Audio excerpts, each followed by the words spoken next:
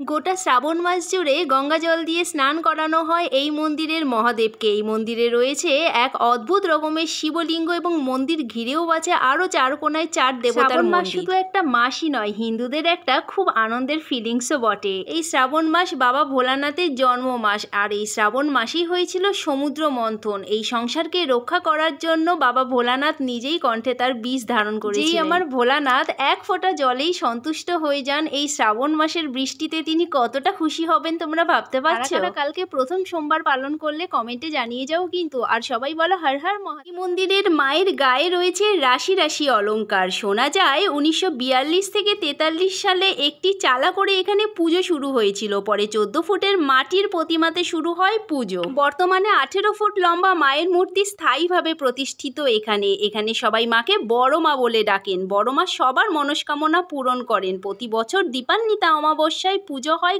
খুব বড় করে। মন্দির চত্বরের পাশেই রয়েছে নাট মন্দির এবং শিব মন্দির। প্রতি অমাবস্যায় বিশেষ প্রসাদ এবং ভোগ খাওয়ানো হয় এখানে। Barasat lorry stand and association পরিচালনায় বড়মার কালী মন্দিরটি রয়েছে বারাসাতের চাপাডালি মোড়ে। একবার গিয়ে দর্শন করে আসুন, খুব ভালো লাগে। আমার চ্যানেলে নিউ হলে সাবস্ক্রাইব করুন। জানতেন কি কলকাতার কাছেই রয়েছে দেশের দ্বিতীয় কামাখ্যা মন্দির? কোনো ছবি কিন্তু তুলতে দেওয়া হয় না এই মন্দিরে। এখানে মা কামাখ্যার পাশাপাশি পুজো হয় রাধা কৃষ্ণের, গৌর নিতাই এবং ছোট্ট বালক গোপাল। এছাড়াও রয়েছে একটি গণেশ এবং একটি শিব মন্দির। মায়ের 51 পিঠের ছবি দিয়ে সাজানো রয়েছে বিশাল নাট মন্দির। আছে অসমের কামাখ্যা মন্দিরের ছবি। মন্দিরের ঠিক পাশেই রয়েছে বিশাল কামাখ্যা। এছাড়া মন্দির প্রাঙ্গণে রয়েছে স্বপ্নাদেশে পাওয়া 8টি নারায়ণ শিলা এবং ভাঙা পাথরের বাসুদেব ও বৈষ্ণব এবং অরুন্ধতী। অ্যাড্রেস আমি ক্যাপশনে দিয়ে দিচ্ছি, পারলে একবার অবশ্যই ঘুরে এসো। আর আমার ভিডিওগুলো কেমন লাগছে প্লিজ কমেন্ট করে জানিও। বাই।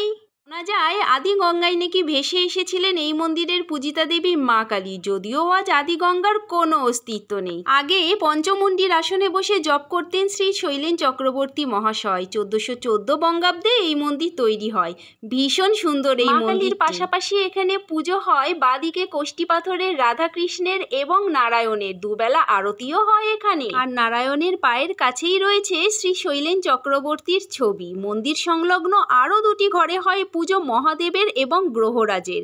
নাট মন্দিরে রয়েছে হনুমানের মূর্তি এবং ষষ্ঠীতলা। আরও একটি শিব রয়েছে দক্ষিণ 24 পরগনার রাজপুরে শঙ্করা কালীতলা মন্দির। এরকম ভিডিওস আরও দেখার জন্য চ্যানেল সাবস্ক্রাইব করুন। মন্দিরের শহর কালনাতে যাওয়ার জন্য আজ আমরা উঠে গেলাম হাওড়া থেকে কাটোয়া লোকালে। যেতে তো ট্রেন জার্নিটা খুবই এনজয় করলাম। কালনাতে এসেছি আজ 108 শিব মন্দির দেখতে। চলো তোমাদেরকেও ঘুরিয়ে দেখাই। মন্দিরের ভেতর ভিডিও করার জন্য 25 টাকা দিয়ে কিন্তু টিকিটটা কেটে। মন্দিরটি রয়েছে বৃত্তাকারে, যার বাইরের বৃত্তে রয়েছে 74টি মন্দির আর ভেতরের বৃত্তে রয়েছে 34টি মন্দির।